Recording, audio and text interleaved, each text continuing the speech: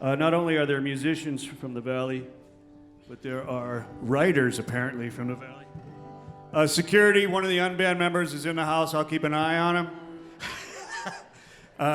Mike Ruffino reading from his book, Adios, MF. All right, how's it going? So far, so good, I hope. All right, well, hopefully by bringing a book into the situation, I won't bring it to a crashing halt. So, thank you. I hadn't thought of that. Right, so there's not much to set up here. I think the only bit being I used to live at the Baystate Hotel, physically in the hotel part, which was not like a regular hotel,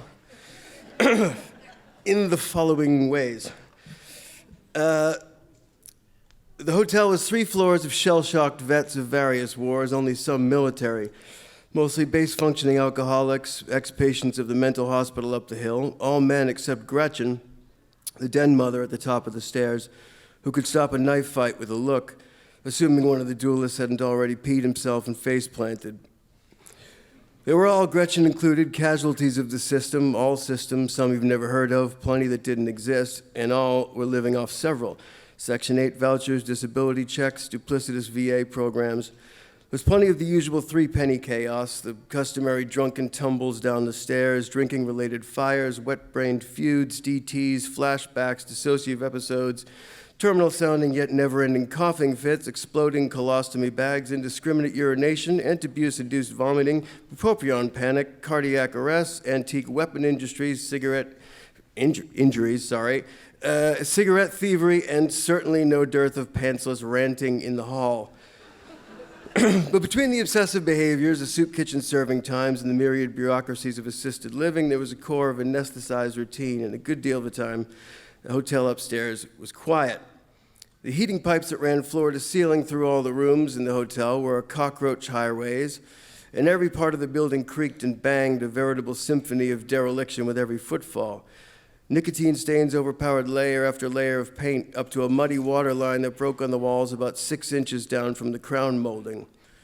Ron, that's Sarrazin, did have moments of clarity as a landlord, and the place itself wasn't half as verminous as Shaw's or Northampton lodging, the nefarious wino layers across the tracks. My room had been freshly carpeted just before I moved in, and Tommy, an agro vet who lived down the hall, noticed this one day when I left my door open and said, "Oh, pardon me, your highness."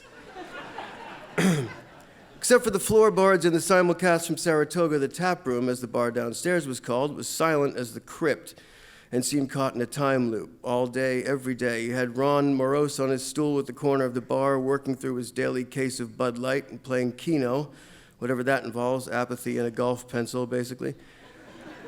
Larry, chain-consuming Merit Ultras in his Galliano, and the mute, slight chef lurked, pleasantly, but lurked, sucking down Pepsi instead of whatever he used to suck down. He looked like a Bacardi man.